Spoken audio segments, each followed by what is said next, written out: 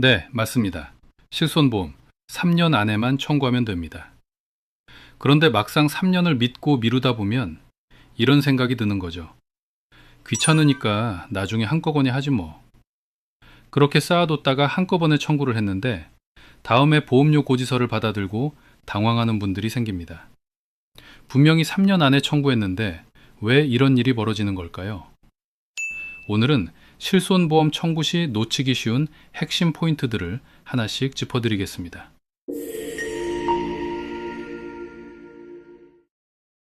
실손보험 청구. 사실 무조건 빨리 하는 게 정답은 아닙니다. 경우에 따라서는 청구를 서두르는 게 오히려 손해가 될 수 있거든요. 먼저 바로 청구해도 되는 경우부터 말씀드릴게요. 금액이 큰 경우라면 소멸시효에 걸려 놓치는 일이 없도록 치료 후 바로 청구하시는 게 좋습니다. 특히나 1세대에서 3세대 실손보험 가입자라면 할인이나 할증 부조 자체가 없기 때문에 청구 시점에 관계없이 바로바로 청구하시면 됩니다. 그렇다면 청구를 조금 늦춰도 되는 경우는 언제일까요? 4세대 실손보험 가입자이면서 비급여 소액 청구를 고민 중인 분이라면 잠깐 멈춰보실 필요가 있습니다. 왜냐하면 4세대 실손보험은 비급여 수령액에 따라 할증이 될 수도 있거든요. 4세대의 경우 직전 1년간 비급여 보험금 수령액이 100만 원 미만이면 할인이나 할증 없이 유지되고 100만 원 이상이면 할증이 시작됩니다. 또한 할증 구간은 3단계로 나뉘는데요. 100만 원 이상 150만 원 미만이면 100% 할증, 150만 원 이상 300만 원 미만이면 200% 할증, 300만 원 이상이면 300% 할증됩니다. 중요한 건 할증 기준이 급여와 비급여를 합산한 전체 보험금이 아니라는 점입니다. 오직 비급여 보험금 수령액만을 기준으로 합니다. 예를 들어 비급여 특약의 보험료가 월 7,500원인 분이 연간 비급여 보험금을 200만 원 수령했다면 다음 해 비급여 보험료가 200% 할증되어 월 22,500원으로 오를 수 있습니다.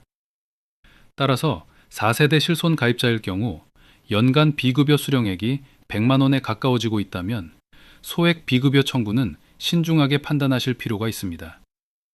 반면 비급여 수령액이 이미 100만 원을 넘은 상황이라면 할증 등급이 달라지지 않는 소액일 경우 바로 청구하시는 게 낫습니다. 그런데 4세대 실손 가입자라면 한 가지 더 꼭 알아두셔야 할 게 있습니다. 바로 여러 해 치료비를 한꺼번에 청구하는 경우인데요. 어차피 3년 안에만 하면 되겠지 라는 생각으로 2년, 3년치 비급여 치료비를 한꺼번에 청구하면 어떻게 될까요? 청구한 그해 비급여 수령액으로 전부 잡힙니다. 여러 해에 걸쳐 받은 치료비가 한 해에 몰리다 보니 할증 기준인 100만 원을 훌쩍 넘기 쉽습니다. 실제로 금융감독원 분쟁조정 사례에도 이런 경우가 있었습니다. 4세대 실손보험 가입 후 2023년과 2024년 2년간의 병원 치료비를 한꺼번에 청구했는데 청구한 비급여 보험금이 모두 2024년도 수령액으로 반영되면서 연간 수령액이 100만 원을 초과해 다음 해 보험료가 2배 할증됐습니다. 가입 당시 이런 내용을 안내받지 못했다며 민원을 제기했지만 가입 시 자필 서명으로 설명을 들었다는 사실이 확인되어 부당하다고 보기 어렵다는 결론이 났습니다. 몰아서 청구했다가 다음에 보험료가 크게 오르더라도 돌이킬 수 없다는 게 이 사례의 교훈입니다. 연간 비급여 수령액이 100만 원을 넘게 되면 그 시점부터 할증이 적용되기 때문에 자신의 비급여 수령액이 얼마나 쌓였는지를 미리 확인하고 청구하시는 게 중요합니다. 그런데 소액 청구, 단순히 할증 때문에만 신중해야 하는 게 아닙니다. 청구 금액이 작을수록 더 신중해야 하는 이유가 있습니다. 첫 번째, 보험사 심사에서 불이익이 생길 수 있습니다. 고지 의무에 해당하지 않는 가벼운 질병이라도 보험금을 청구하면 보험사 전산에 지급 이력이 남게 됩니다. 나중에 새로운 보험에 가입하거나 리모델링할 때 인수심사에서 불리하게 작용할 수 있거든요.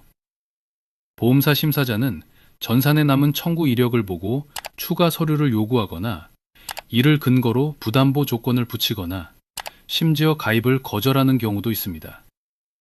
따라서 보험 가입을 앞두고 있는 경우라면 보험금 청구에 신중하셔야 합니다.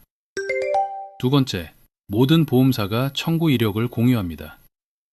A 보험사에 청구했어도 다른 보험사들도 그 내용을 조회할 수 있는 시스템이 구축되어 있습니다.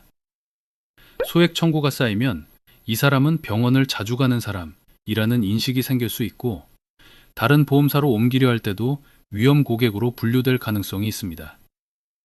받을 보험금보다 잃을 것이 더 클 수 있다는 점, 소액 청구 전에 한 번쯤 생각해 보시기 바랍니다. 한 가지만 더 짚어드리겠습니다. 간혹 보험금 청구를 안 했으니까 고지 안 해도 되겠지라고 생각하시는 분들이 있는데요. 고지 의무는 보험금 청구 여부를 기준으로 판단하는 게 아닙니다. 실제 치료를 받은 사실 자체가 기준입니다. 보험금 청구를 하지 않았더라도 치료받은 이력이 고지 의무 항목에 해당된다면 반드시 알려야 합니다. 청구하지 않았다는 이유로 고지에서 빠뜨리게 되면 나중에 고지 의무 위반으로 보험금 지급이 거절되거나 계약이 강제 해지될 수 있습니다. 소액이라 청구를 안 했을 뿐인데 정작 보험금이 필요한 순간에 계약 자체가 무너질 수 있다는 거죠. 이게 진짜 손해입니다. 오늘 말씀드린 내용, 핵심만 다시 한번 정리해 드리겠습니다. 첫째, 1세대에서 3세대 실손 가입자라면 청구 시점에 관계없이 바로바로 청구하시면 됩니다. 둘째, 4세대 실손 가입자라면 할증 기준은 급여가 아닌 비급여 수령액 기준이라는 점 먼저 기억해 두세요. 연간 비급여 수령액이 100만 원에 가까워지고 있다면 소액 청구는 신중하게 판단하시고 여러 해 치료비를 한꺼번에 몰아서 청구하는 것도 피하시는 게 좋습니다.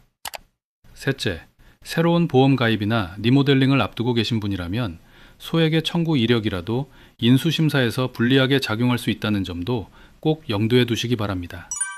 마지막으로 보험금 청구를 하지 않았다고 하더라도 고지 의무는 청구 여부가 아닌 실제 치료 사실이 기준입니다. 치료받은 이력이 고지 의무 항목에 해당된다면 누락 없이 알리셔야 나중에 보험금 지급 거절이나 계약 해지 같은 불이익을 피할 수 있습니다. 보험은 아는 만큼 지킬 수 있습니다. 오늘 영상이 도움이 되셨다면 구독과 좋아요 부탁드립니다. 상담이 필요하신 분들은 고정 댓글을 확인해 주시고요. 다음 시간에 더 유익한 보험 정보로 찾아오겠습니다. 지금까지 보험일촌이었습니다. 감사합니다. 본 광고는 손해보험 광고심의 기준을 준수하였으며 유효기간은 심의 일로부터 1년입니다.